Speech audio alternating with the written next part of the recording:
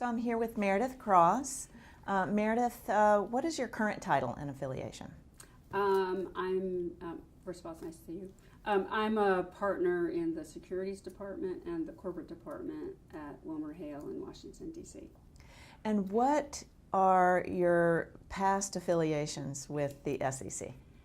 There are many. I started in private practice in Atlanta in the 80s, and then in 1990 I went to the SEC in the Division of Corporation Finance as an attorney fellow in the Chief Counsel's office.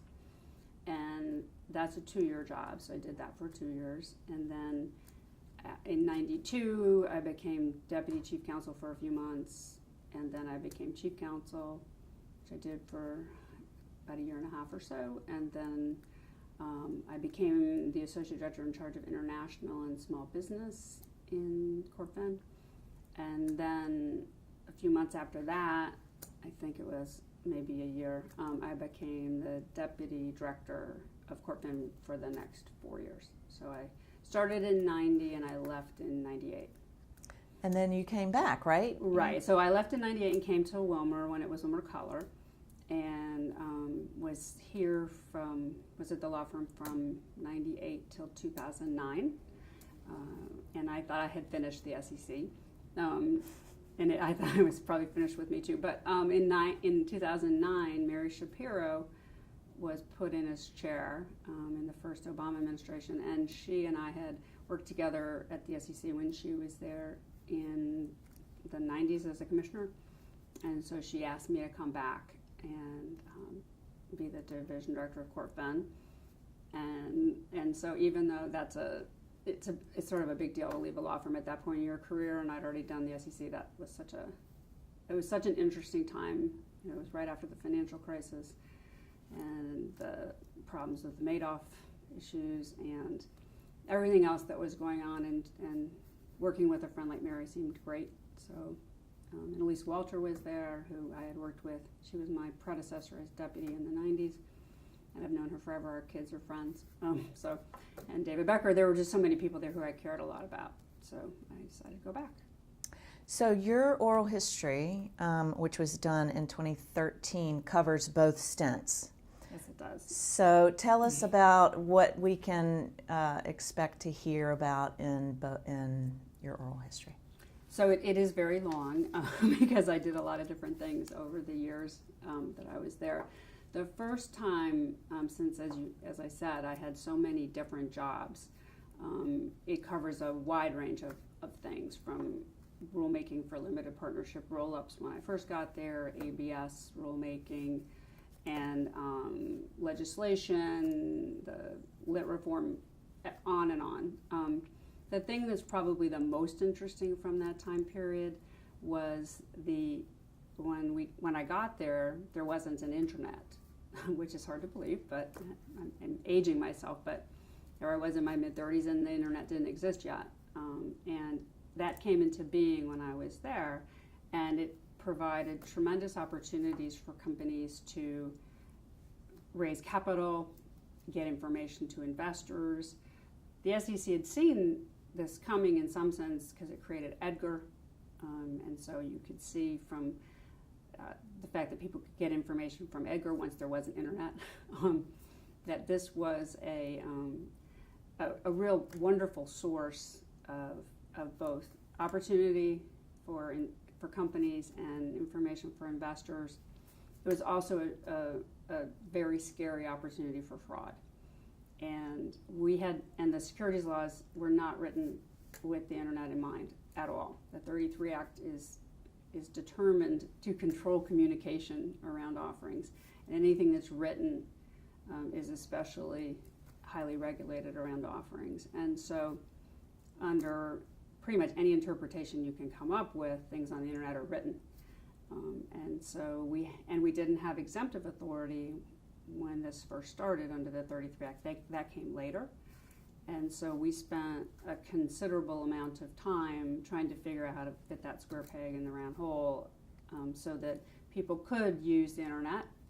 Public companies could, or any companies could post information, but you could do it in a way that was consistent with investor protection and with the restrictions of the Securities Act since we didn't have exemptive authority.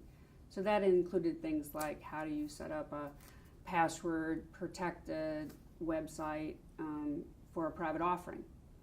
Since a private offering you can't generally solicit back then, now you can. There was no authority to allow for general solicitation, so you had to have password protection. And people still use that now.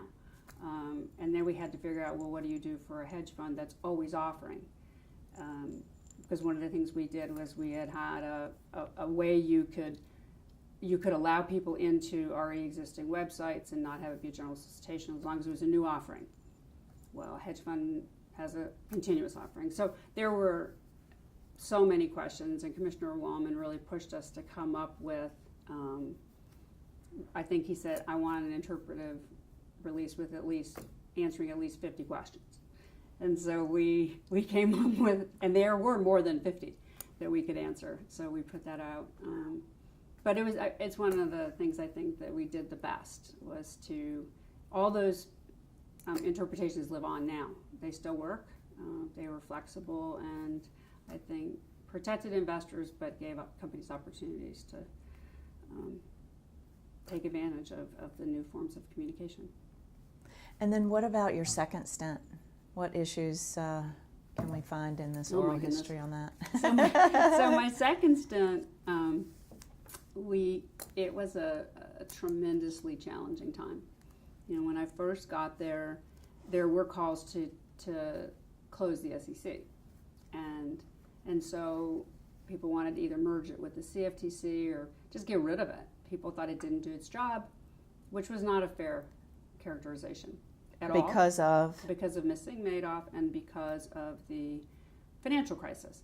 And the fact that, for example, the toxic structures of some mortgage-backed securities that blew up somehow or another weren't stopped.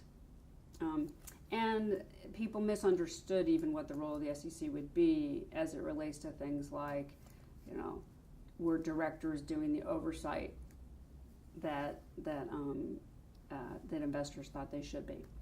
That's not actually an SEC thing. I mean, that's state law. But so there were a lot of people just were looking for someone to blame. People were so upset, and so there was a combination when I got there of restoring confidence in the agency, and then addressing sort of immediate issues like we did immediately. I think 3 weeks after I got there, we proposed the proxy disclosure enhancements, which provided a lot of information about how does the board oversee risk, how does the board assure that the compensation programs don't incentivize too much risk-taking, which was one of the thoughts of what happened with the mortgage business, and those sorts of things. Those are in that release, and then we also started looking at what to do with the mortgage-backed securities and asset-backed securities rules to get better information in the hands of investors, because there was a real concern that people didn't understand what they were buying, what kind of subprime mortgages and things were in those pools. And so I carried around between the proxy access release, which was several hundred pages long, and the ABS release, which was several hundred pages long. I carried those around every time I got on a plane. I would read. But we got all those things proposed pretty quickly, and so there was that. That was sort of the going in. And then there were a variety of issues I wanted to do, which I talk about in my history about improving the disclosure system and all these things. I thought that we would get behind us some of the key issues that people were worried about, enough information about it, the board, some investors say in board members like proxy access, get those things behind us. And then I wanted to tackle improving the disclosure system, similar to what people are talking about now with the disclosure review that's happening now. It's always hard to get to that one when there's crises. So I got through those. My main things that Mary and I agreed I needed to do right when I got there, and then DoddFrank passed. And so the DoddFrank Act had about 30 rulemakings assigned to CorpFin. I got this giant whiteboard that I bought on Amazon that took up half my office that we kept track of all the rules that I had to write under DoddFrank. And they ranged from, taking ratings out of all of our rules, which, Shelf at the time was based on ratings. We had to get that out. We had, there were a whole lot of different rules that reference ratings. We had to do that. We had to change a whole host of different rules around ABS. I think we probably had 7 or 8 ABS rules to write on like that. And then it also was when the floodgates opened on using the securities laws to try to affect social change. So in a section at the very back of DoddFrank it's called miscellaneous. And miscellaneous included Congo conflict minerals, so tracing the origin of your supply chain, whether it came from certain mines in the Congo, for the 3 T's. I can't remember them anymore, but 3 things that start with T, and then gold, tantalum, tin, tungsten, and gold. Where did they come from if they're in your products? So I had to do that. And we had the CEO pay ratio rule, which actually is going into effect for the first time in 2018 proxy statements, is in there. And mine safety because of the Massey mine explosion, 8Ks every time you have something happen at your mine, and which includes things like 8Ks have been filed since then if a coyote is seen on the site, and they get cited by MSHA for that, then that's a 8K. I am very proud of the way we did it because we tried to be true to the statutes and practical and keep the implementation as with as little friction as possible. And and we wrote lots and lots and lots of rules to implement DoddFrank. And then we also, so as we were starting to make our way down the list and my whiteboard was looking a little less daunting, then the Jobs Act was passed. And it was effective on implementation. I mean, it was on enactment. So it included things like confidential submissions of registration statements for emerging growth company IPOs. And we didn't have a system to do that. We joked that we would go outside and just take them and bring them upstairs. My deputy, Lona Nalangaro, was going to go down, stand outside, and you could hand them to him. But we had to come up with a way to get those submitted overnight. And we made up a bunch of frequently asked questions. No one actually asked us anything yet. But the statute had a lot of glitches, and it was self-executing. It didn't require rulemaking, and so we had to make it so that it could work. And I instructed the staff that we wanted to be pragmatic, and we wanted it to work. We wanted it to be a success, and so I was really proud of what we did. We managed to get it. We made it so that people could use all of its provisions in a practical way quickly, and we got out tons of guidance really fast. And so that all went on, and then by the end of that, it was the end of the first administration, and we had sort of run in place.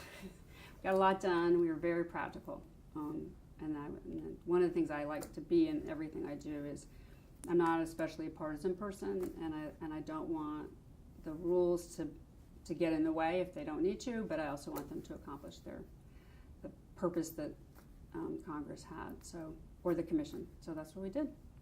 I testified in Congress 9 times, which is a tremendous amount of time, and on every conceivable topic. Wow. Including one of the things that happened in DoddFrank assigned to the SEC, we had to hire a consultant to come in and fix our operations. And so I had to testify in Congress about fixing SEC operations, which was quite a thing. Amazing. Yeah, so a lot. A lot. Okay. So Meredith, why do you think that it's important to have these oral histories and to preserve this history of SEC rulemakings and activities? I think probably most of all, seeing how what we did in the past still works today, and how you can get the statute to work. The statutes we have are very resilient, and there's a tendency to want to, whenever anything bad happens, to adopt some crazy new reform.